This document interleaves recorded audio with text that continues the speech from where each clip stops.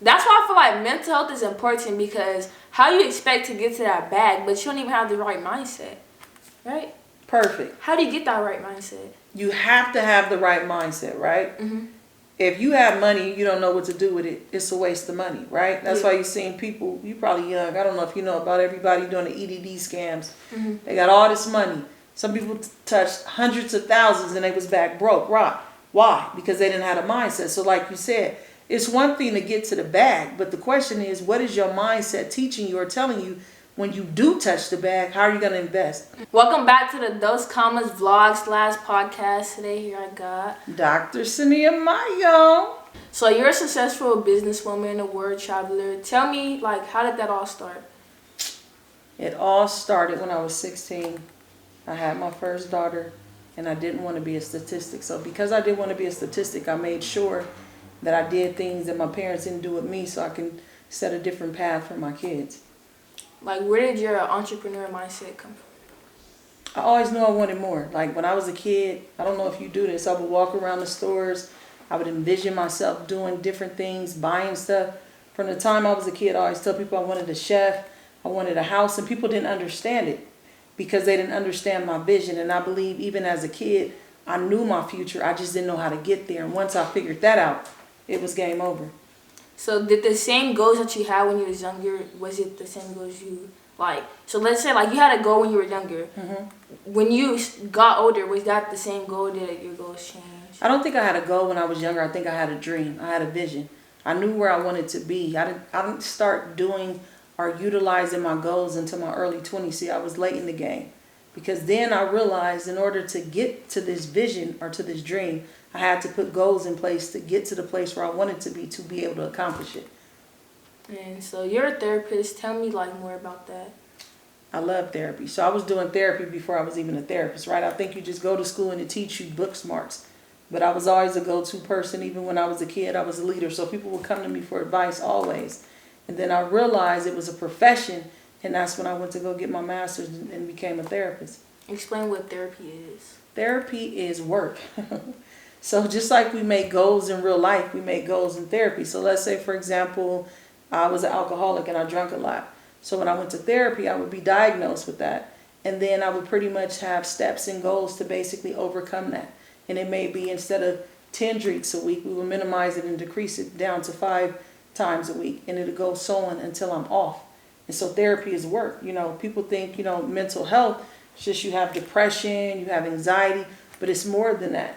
Your mind is what dictates your actions, right? So if you get up and get off this chair and you start walking, it's going to be a thought first. You're not going to just get up and walk. It's going to first manifest a thought. So mental health is basically, is it stable? Is it healthy?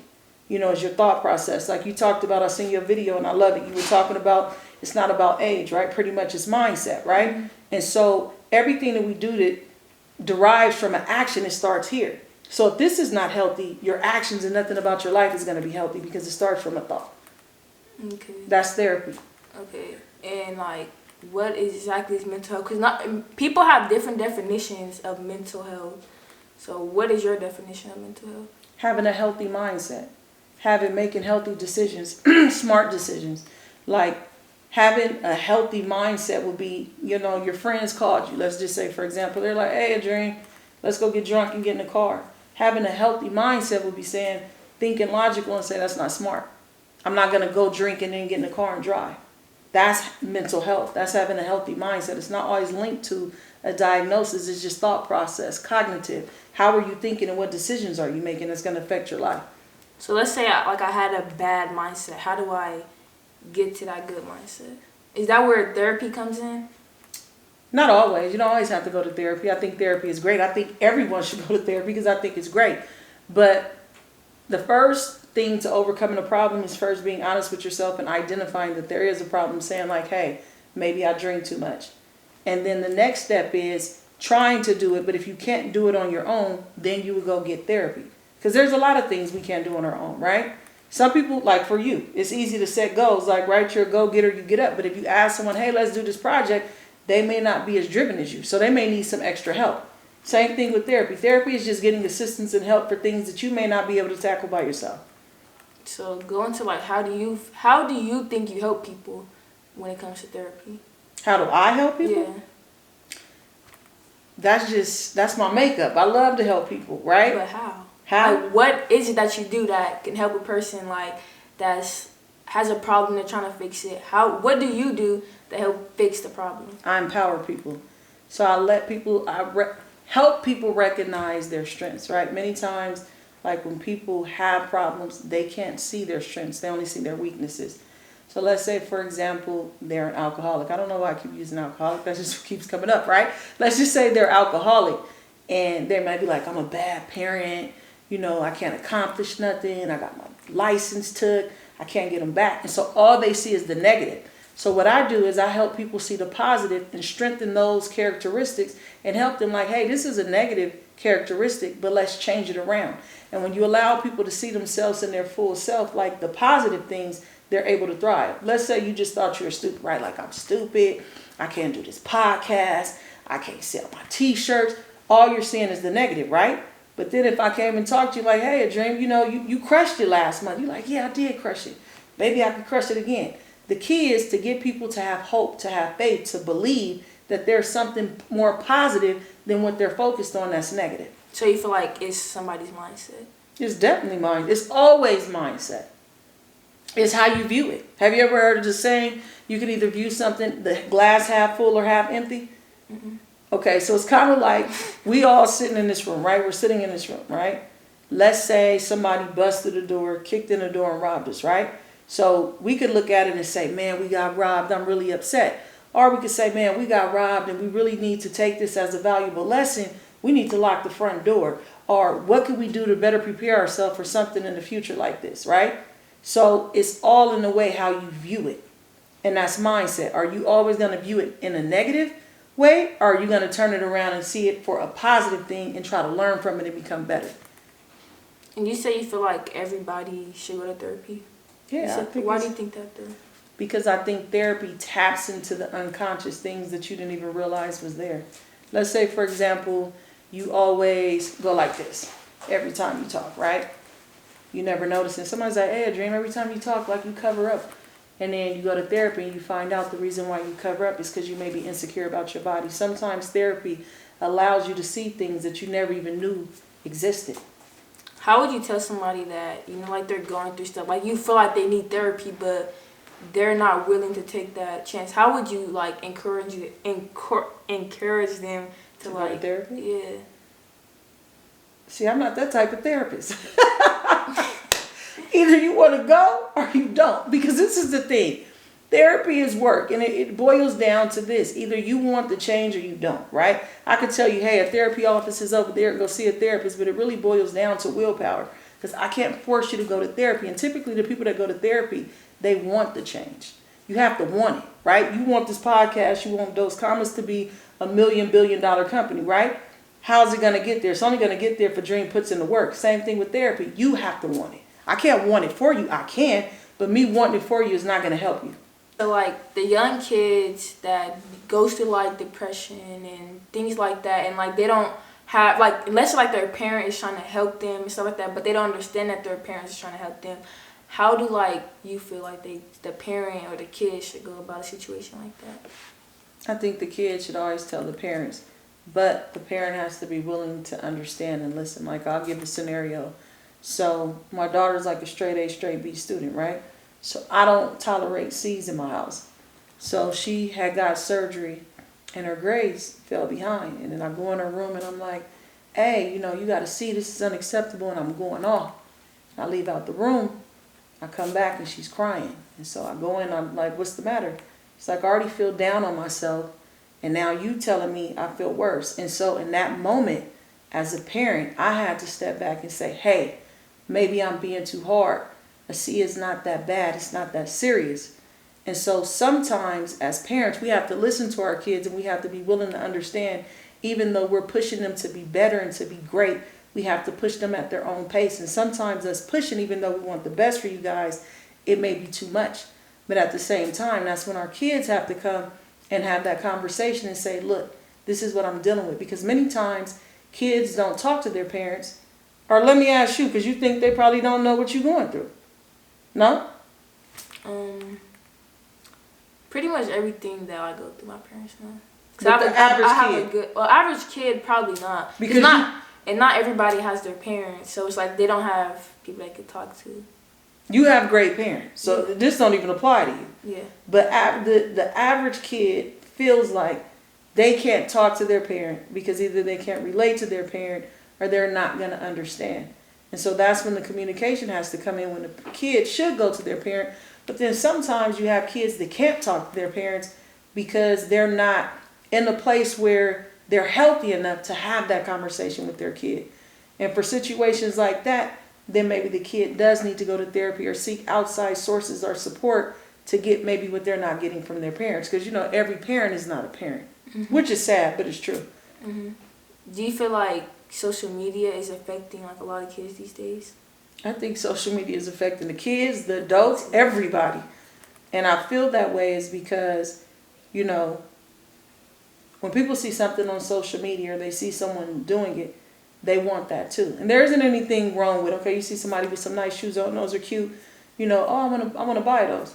That's healthy, right? That's kind of like when you go into the store and you see some clothes and it looks cute, you want to buy it. Same thing.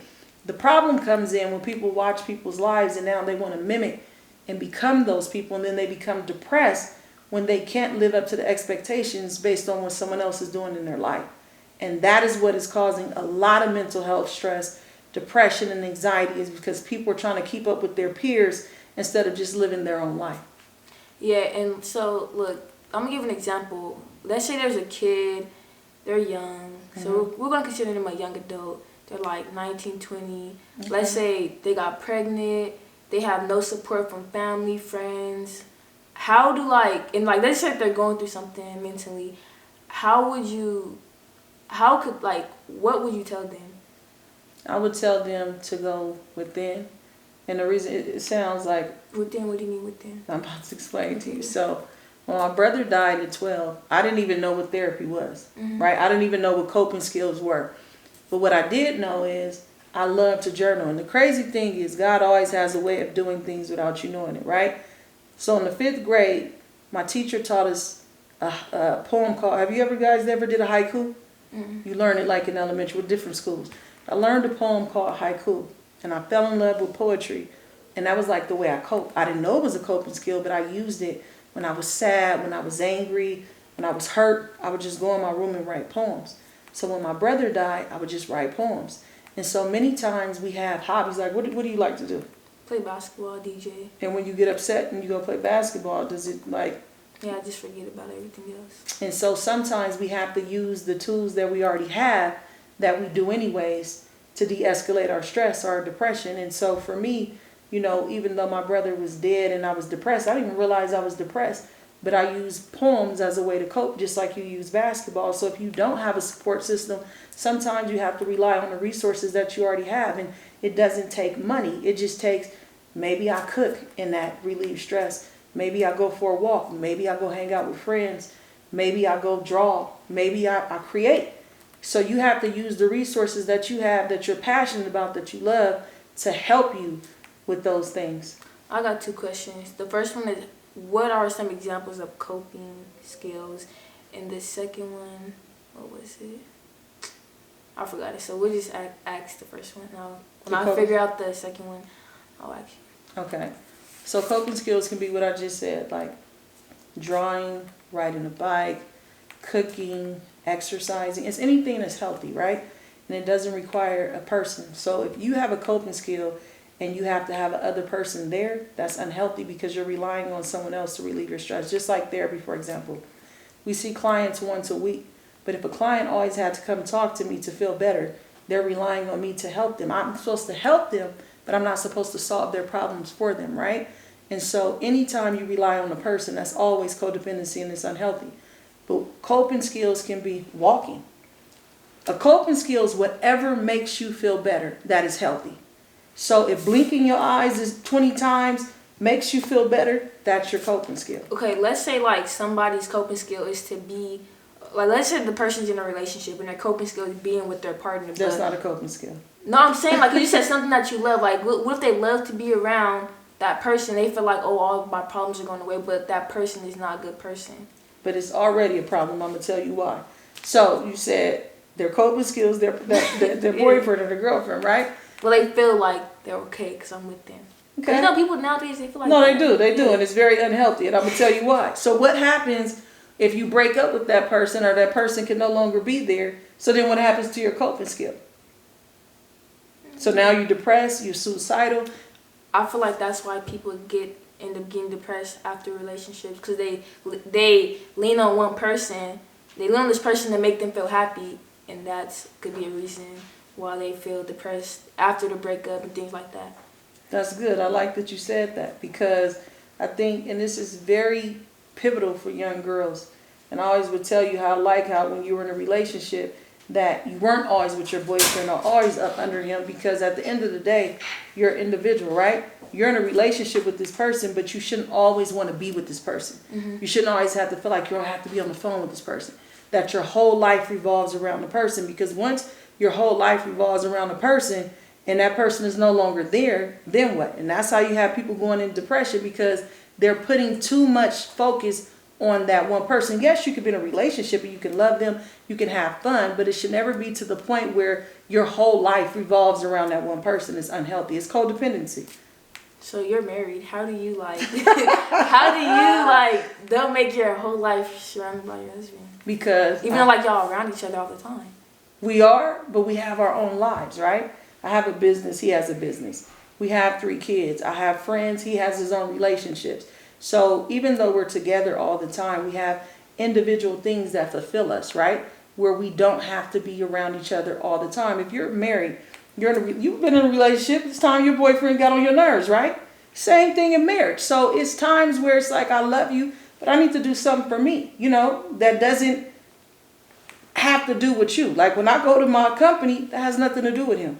If I go to lunch with my friends, that has nothing to do with him. You should always have a life outside of your partner, right? You guys have goals together, relationship goals, family goals, but then you should also have individual goals, because you came in this world by yourself. You're leaving by yourself. Since we talking about relationships, do you feel like sometimes relationships can cause somebody to have mental problems because their relationship is not it's toxic? Absolutely. For example, let's say people argue all the time and then it escalates to fighting. It's very toxic, right? And many times you may see people where they're in a relationship and they're like, I love this person, but you guys argue all the time, or this person cheats on you all the time. How is that healthy? It's really unhealthy, but a person stays in a relationship because they are just afraid of being alone. The worst thing you can ever be is to be scared to be by yourself, because guess what? When nobody's in the room and it's just you, you should be okay with being in a room with just you, because it's you, right? Because you should love you, regardless of who's around. So this is how it becomes unhealthy. And sometimes it's unhealthy when people see their parents in dysfunctional relationships, which is huge. So if I grew up watching my mom get beat on all the time, I most likely am going to be in a relationship where my boyfriend or my husband beats on me all the time, because this is what I know. This is what is normal to me. Even though it's unhealthy, I may not even know it's unhealthy. And same thing for drugs. You feel like drugs is becoming a problem mentally for people? Why do you think that? Because I think people do drugs in social settings, right? But this is the thing about drugs. You don't know what you're getting, right? You see people dying off fentanyl, different things like that. Some people know it's fentanyl, some people don't. So the thing is, if you have to do something to make you happy, that's already an issue. Why do you have to take a drug to feel like you need to have a better time? I'm high off life, but you may think I'm old. Do you do drugs? No. So where you get your happiness from? Making money. Making money? Making money, taking trips, spending time with family. That's how I find happiness. The good things, right? Yeah. And so anytime you have to resort to something other than that, that's a problem. True. Do you feel like you could identify somebody that's having a mental problem that don't even know they have a mental problem? Of course. How? Just watch them. Their actions? Are you saying for me or just the average person?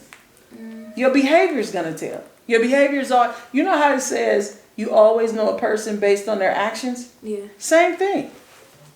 You can say whatever you want. You say, you know what, I'm okay, I'm fine, but your actions are always going to tell you someone is not okay. Like, let's say, for example, I say nonverbal body language is 90% of language, or of a conversation. It's not what you're saying, it's what you're doing. So let's say, for example, have you ever seen someone is like, you're like, what's the matter? They're like, oh, nothing, but you could read all over them that they're sad and something's going on? Yeah. Same thing. You know who Krishan and Blueface is? Why do young people always think older people are so old they don't know who people are? Yes, I know who that is. How do you feel about their relationship? Why do people want a toxic relationship like that? Do you have an opinion on that? I think people want a toxic relationship like that because they see the attention that they're getting, right? We're in an era where everybody wants to be seen. Everybody wants to be a content creator because everybody wants to be famous. And if this is how I can get it based on what's happening with her, then I'm going to get it. Look at Cash Me Outside. Is she bad, baby? Yeah. Okay. Look at all the attention she got just for being a bad kid. Now she's a multimillionaire for doing what? For being bad. Sometimes bad behavior gets rewarded. It's not good, but that's how society thinks. The more drama you are, the more toxic you are, the more outrageous you are, the more people are willing to watch you, to be invested, because people like negativity, right? But at the end of the day, Krishan is getting all this publicity and all this eyes on her, but at the end of the day, how is it really affecting her? You know, you're getting the money, you're getting the attention, but mentally, you're not okay. And so people want the fame. I don't think they want the hurt. Because they don't know the hurt, the tears, the stuff that she's dealing with, you know, the rejection, the want to be accepted. Because somebody that loved that hard is because they feel like they're unloved. So it's not love in a relationship that people are chasing like, oh, they're really in love. It's the fame and I want to be seen, which that tells us more about ourselves than it does Krishan. Yeah, because I feel like if it were to be more people that show healthy relationships, then that's what everybody would want, right? Yeah. If it was glamorized. If everybody was like, oh, you know, that's nice, they got a good relationship. But that typically doesn't happen, right? When someone has a healthy relationship, oh, they think they better. They think they got the best relationship in the world. And then people want to see you fail when it's positive. But when it's negative, people like negativity. You know why people like negativity?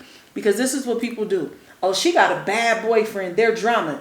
And if her boyfriend is worse than my boyfriend, even though my boyfriend is toxic, then I can make excuses for my boyfriend. Well, he cheated on me, but he ain't like that dude. So it makes people more comfortable in their dysfunction when they see someone that they think is more dysfunctional than them. Do you feel like people, like the young people, even some adults that have that mindset of wanting that toxic relationship, do you feel like it's just something they're having now because it's society or thing, like as they get older, they're going to like grow out of it? Some of it is society, and some people, we're sheep, meaning that we just monkey see, monkey do. Like we do everything we see. I mean, how many leaders do you see, right? You see something in trend, everybody's in trend. They wearing that, we wearing that. It's very rare that you see people that's like, nah, that ain't cool, right? Even in school, you probably see people in school, but it's rare to see, it's not a lot of leaders. It's a lot of followers and a few leaders, right? So people follow what's in. So this is what's in. Toxic relationship, this is what's in. So this is what people want to do. Talk about like the good parts in life, because not everybody sees like the good parts. They just feel like everything is bad. Let's talk about like traveling and stuff like that. I love to travel. I think traveling takes you out your element when you get to see people living a different life than you. It makes me feel blessed to see where I have come and what I'm able to accomplish and afford to travel. But then also when you see people living way different from you and they're impoverished, it makes you like realize like I'm blessed, and then you stop taking things for granted. And from a business perspective, when I go on vacation, I reset, I come back, I'm ready to grind. So my vacations are like, okay, I decompress because I need to step away from business real quick. I come back and then it's go time. How is it being a businesswoman? I love it. I think they say when you do what you love, you're never working a day in your life, is very true. Because it comes easy because I like it. Mm-hmm. It's only hard, I feel, well, you're going to have situations that it's like, oh, I need to figure this thing out. But I love helping people. My business is centered around helping people. So this is what I would do for free anyways. I'm just making money at it. Do you set business goals? Always. You have to set a business goal, right? How can I make sure that my company profits more than it profited last year? I have to set a goal. I have to put things in place and make provision for that to happen. If you don't have goals in business or life, where are you going? Nowhere. You have any goals right now? Of course. What's your goals? My goals is to read more. So that's personally, spiritually, to pray more, connect with God more. Business goals is pretty much I want to cross 10 million this year. That's good. I got a plan to do it too. You can. That's just the mind. Like you can. You can. You gotta just have that mindset. People don't have that mindset of just like, people feel like they can't do it. They set a certain like standard for themselves. Like somebody could be like, oh, I only want to make 1,000, but it's like, man, you could reach 1 million. But people don't have that type of mindset. But they can, they just don't. What you trying to make this year? This year, a million. Okay. I could make 1 million every year. Yeah. But I just gotta stay on the grind, keep doing it, because it's possible. Let me ask you this. So you're 17, right? And you're talking different from the average 17-year-old. When you're talking about this type of stuff with your friends, what are they saying? Are they agreeing? They're quiet? Like, what is those conversations like? I mean, they agree 100% of the time. And I inspire them, I motivate them. People are like, oh yeah, that's right. And then I even ask them like personally, like, what's y'all goals? So to get them thinking out of their mind, because not everybody is going to ask somebody these type of questions. So it's like, if I'm going to be your friend, I'm going to make sure y'all right too. That's good. So you want to build and grow together. Yeah. Okay. I feel like that's the way to go. It is. It's kind of lonely when you're the only person to have money and then you can't enjoy it with your friends. It's boring. Do you build like your friends up? Of course. I wouldn't be in a circle of friends if we didn't build each other up. I don't want haters around me. I want people that really love me and want to see me win, and vice versa. I'm always going to support my friends and want to see them win. That's the only people you should be around, right? Yeah. That's why like the influence of people is important in your life. Who influences you? My parents, y'all. All y'all.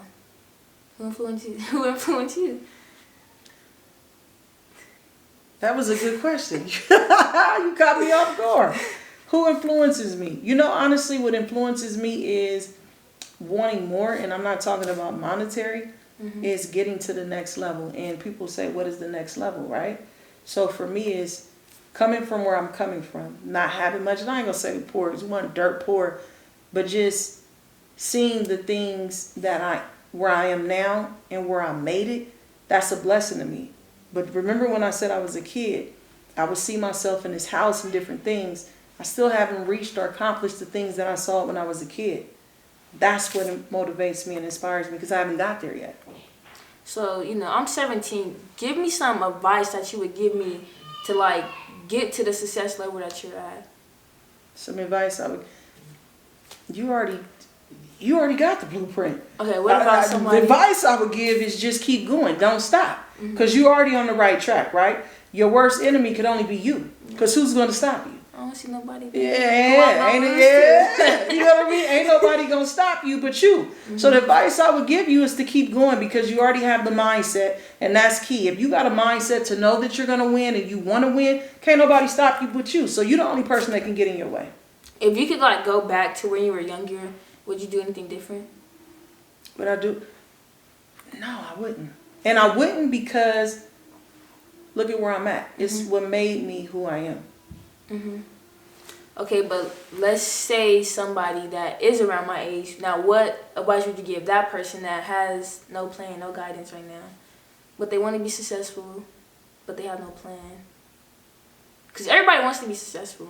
But what is success? So then you got to ask them, what is their because everybody has a different definition of success. What's your definition of success? Being wealthy. Wealthy how? Monetary, money, knowledge. It's many forms of wealth. Relationships. Even like being healthy would be considered successful. Because health is wealth. I can have all the money in the world, but if my health ain't intact and I die tomorrow, what mattered about the money? So when you say wealth, what does that mean? Money, health, family, like just staying around your family, things like that. If you got family, you got your health, you're the most successful person in the world. Money's just an extra benefit. Okay, so we're not going to say success. We're going to say somebody that wants to be an entrepreneur then. Okay. So what advice would you give that person? I would say follow your passion, find something that you love and you're really good at, right? Because if it's something you're good at, it's something you already know and you already do. Perfect your craft and figure out a way how to monetize it. So if you're a speaker, figure out a way how to get paid for speaking. If you're a salesman, get a product, make it your own and sell it. How do you perfect your craft? Continue to do it like you're doing this podcast, right? So you're only going to get better every time you keep doing a podcast, because the next time when you do another one, you're going to think about what you didn't do the last time. You're going to perfect it. So the only way to perfect anything is to continue to do it. Mm-hmm. People feel like social media is their whole life, and when they don't have it, they feel like, oh, I'm depressed, oh, this or that. Like, what's your opinion on that? It is their life. You want to know why? Why? How many times do you know about something? Is it because someone called you, or is it because you've seen it on social media? Seen it on social media. And so now, if you're not on social media, you're not connected with the world. How often do you see kids outside? You live in a whole neighborhood. How many times do you see kids outside? Probably like 5 times out of 10. Right. And so how they play is on social media, on games, connecting. And so when you cut social media off, you just cut them off from their lifeline, because that's all they know. Now, we could go back 20 years from now and say, they need to go outside, but we're past that. So the question is, not only does it affect them, but how do we change it to where they're not being affected by social media? Because you know the algorithm only shows you the things you're interested in. So if I'm depressed and I'm watching people commit suicide constantly on social media, that's what's going to keep coming down my timeline, right? Because that's what the algorithm is saying that I like. So it's okay to be on social media, but what are you feeding yourself? Are you feeding yourself positivity or negativity? That's what matters. So it is their lifeline. If they're not on social media, they feel like they don't have connections to the world. How do most people find out what's going on? Social media. People will tell you, oh, social media is my news. And so they feel like that has become a part of their life, their everyday life.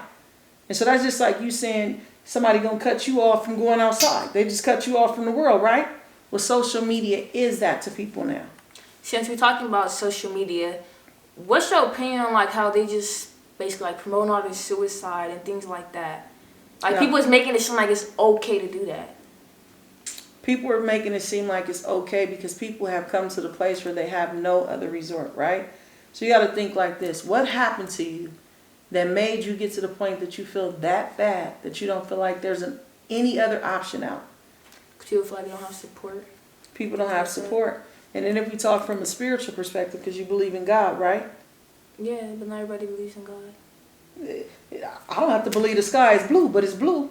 So this Well, not everybody is spiritual. It don't matter whether they're spiritual or not. I'm just going to say, if someone gets to the point of wanting to kill themselves and you're hearing voices to go kill yourself, that's spiritual. And the more we stay in denial about spirituality and how it affects our mental state, the more you're going to see suicide. It's like saying, eating takeout is not going to make me obese if I don't go exercise. It's like, well, I don't believe that. It doesn't matter if you don't believe it or not. The more you ignore it, the more it becomes a reality. And if you ignore it, it's going to continue to happen. It's easy to say, some people don't believe in God, which is true. But if you don't believe and look at the realities of what's going on without God, we're going to continue keep running into the same problem. Okay.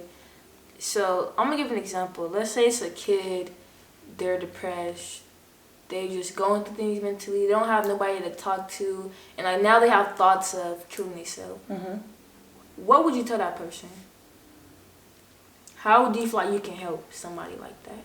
They don't have no support and they want to kill themselves. Or let's say they do got support. Okay. Now what would you tell that person? For one, I would tell their support system, right? That they need to basically are to be vigilant and mindful of what they're going through. But I will also help them identify, like, what are your goals? Many times people don't want to live because they don't feel like they have anything to live for, right? If just walking outside and seeing your neighbor gives you hope, or basically, I want to get my driver's license, or I want to, go to that concert next week with my friend, that's still buying them a week. So we always, even if you have a friend or someone that's suicidal, Try to give them a goal to obtain. Like, hey, let's go to Something this. to look forward to. Yes. Because as long as they have something to look forward to, they're going to stay around until that, whatever that is met. And you just keep giving them something to look forward to. Even if it's for the day, for the minute, for the moment, for the next day, for the week, for the month. Keep giving them something to keep them alive for that week, that month, that year, until they're able to sustain and do it on their own. You feel like it could take somebody a year to sustain on their own? It just depends. The person? Some people be depressed for years. Some people be depressed a week. It just depends on the person. How severe is it? Some people say they want to kill themselves, right, and they'll never do it. And some people will say it or won't say it at all and still do it. So we can't control what someone will or won't do. We could just always encourage them and try to provide hope. So this is going to be the end of the video. Thank you for coming. Thank you for having me. And even giving me some things about mental health I didn't even know myself. I'm glad I was able to give you some information to use. I hope you go, tell your friends and share it. I will. And thank you guys for watching. Make sure y'all comment, like, subscribe, do all that.